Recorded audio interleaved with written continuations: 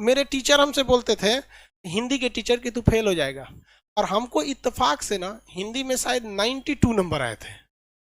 पूरे कॉलेज में हिंदी में सबसे ज्यादा मेरे आए थे। हम ले जाके उनको रिजल्ट दिए कि तुम खुश नहीं है सर, हम इस बात का टेंशन है कि मेरा 8 नंबर गया कहाँ। हमें यहाँ छंद थोड़ी ना पढ़ना है, और ना ही हमें हिंदी का पूरा व्याकरण पढ़ना है। हम कहाँ से आपको व्याकरण पढ़ा देंगे? हम तो खुदे बड़ी मुश्किल से मैट्रिक में याद किए थे, पठती पठत पठावा पठंती, और वो उसी वक्त था। लेकिन ऐसा नहीं है, मेरे टीचर हमसे बोलते थे कि हिंदी के टीचर कि तू फेल हो जाएगा, क्योंकि हमको हिंदी में कोई इंटरेस्ट नहीं था, लिखते भी थे गलत लिख देते थे ज्यादातर, वो कहते थे हिंदी में फेल हो जाएगा।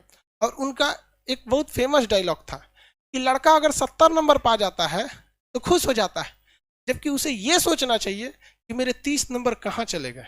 बात उनका सही था, और हमको इत्तेफाक से ना हिंदी में शायद 92 नंबर आए थे। पूरे कॉलेज में हिंदी में सबसे ज्यादा मेरे आए थे। अब देखिए, हमको इनफैक्ट हमको ज्यादा कुछ आता नहीं था, लेकिन मेरे रिलेशन में एक दो लोग टीचर हैं सरकारी, उन्होंने एक बात बताया था। बफरिंग नहीं हो रहा है जी, हम एक जगह खड़े हैं इसलिए उनको लग रहा है।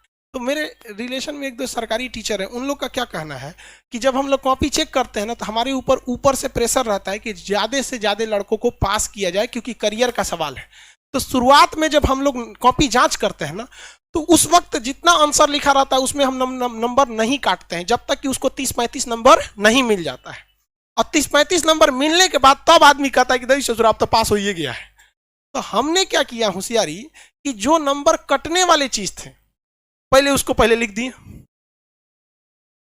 जिसमें नंबर कट सकता था। निबंध में नंबर कटता है, 10 नंबर का रहता है, सोचा कुछ गांधी जी के जीवनी ले आएगा ना। और अगर बिहार और हिंदी यूपी बोर्ड का लड़का अगर लिखा है गांधी जी की जीवनी लिखो, खुद गांधी जी आके अपनी जीवनी लिखेंगे तो 10 में 10 नहीं देगा। ये मेंटेलिटी है उनकी। सीबीएसई वाला दे देता है। सीबीएसई वाला क्या कर देते थे? तो हम क्या किए ना, ये सब नंबर वाला पहले लिख दिया, तो काफी अच्छा नंबर आ गया। जो श्लोक थे, दोहा था, मुहावरा था, इस सब में नंबर ही नहीं कटता है, तो खड़े खड़े मिलता है। तो 92 नंबर आया। हम सबसे पहले वही सर को खोज रहे थे, हिंदी वाला सर को। फेल हो जाएगा तुम यहाँ पे।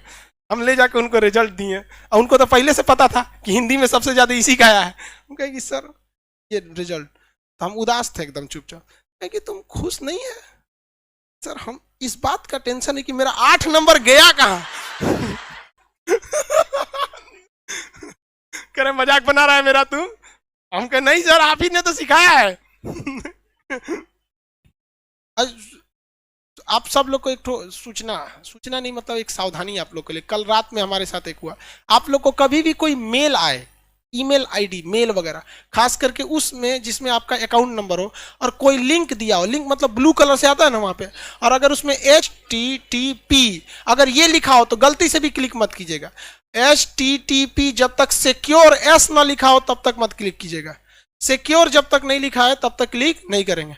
तो जो मेरा आज 6 मिलियन होने जा रहा है, तो रात में हमको सोचे कि एक बार देखते हैं, तो यूट्यूब की ओर से एक मेल आया। उसने कहा कि thanks to we are congratulation you Khan GS research centre, it's our advice to you, हमारी आपकी एक सलाह है, तो please open the caption sign. Caption एक बटन होता है, अगर हम वीडियो डालते समय कैप्शन पे क्लिक कर देंगे ना, तो जिस भाषा में हम कैप्शन क्लिक किए रहेंगे उस भाषा में ऑटोमेटिक नीचे लिख देगा। हाँ, सब टाइटल उसको कैप्शन में लगा देते हैं लोग, वहां पे सब टाइटल। तो उसने कहा कि आप कैप्शन और सब टाइटल बना दीजिए। हम कहें कि इतना हम ना सोचते हैं, छोड़ दिए।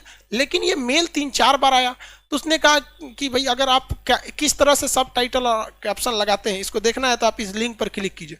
हम चचुआ उस पर क्लिक करने जा रहे थे, एकदम कंफर्म कर दिए रहते, लेकिन यहाँ जब देखिए S नहीं है, अगर हम इस पे S पे क्लिक किए रहते ना, इस पे तो सब उड़ा दिया रहता। इसलिए आप सब लोग को कहते हैं भाई, अभी ये कल की बात है इसलिए अब आपको हिस्ट्री के क्लास में बता दिए, लेकिन इसका ध्यान रखिएगा आप लोग, जिसमें आपके पिताजी का, माताजी का बैंक अकाउंट वगैरह, उस सब से ये सब मत टच कीजिएगा, सजा उड़ा देगा सब। यहाँ आप किसी के लिए जान दे दीजिए, ये मानव की टेंडेंसी है, इसमें आप उदास नहीं होइएगा, बल्कि इसे समझ के अपनी जिंदगी को उसी हिसाब से ढाल दीजिएगा। किसी के लिए एहसान करने जा रहे हैं तो याद रखिएगा ये 2 से 3 दिन में भूल जाएगा, और अगर किसी को आपने डांट दिया भी ना, तो एक बात याद रखिएगा कि ये साला जिंदगी भर नहीं भूलेगा। समझ गया कि नहीं? लड़की सब तो अगले जन्म तक याद रखेंगे। सर तुम मेरे पापा हो ना, पिछले जन्म में डांटे थे, मैगी नहीं खाने दिए थे, हम इस जन्म में भी गुस्सा है। तो ये दुनिया का उसूल है, इसलिए आप अपनी जिंदगी को इस हिसाब से ढालिएगा कि किसी से उम्मीद नहीं रखिएगा, क्योंकि दुनिया केवल मतलब से चलती है। समझ में गया? दुनिया गोल है, कोई कहता है चपटा है, भैया दुनिया मतलबी है। यहाँ यार इंसान की मेंटेलिटी ये होती है कि बारिश के बाद छाता बोझ लगने लगता है, 5 मिनट पहले तुमको भीगने से वही बचाया था।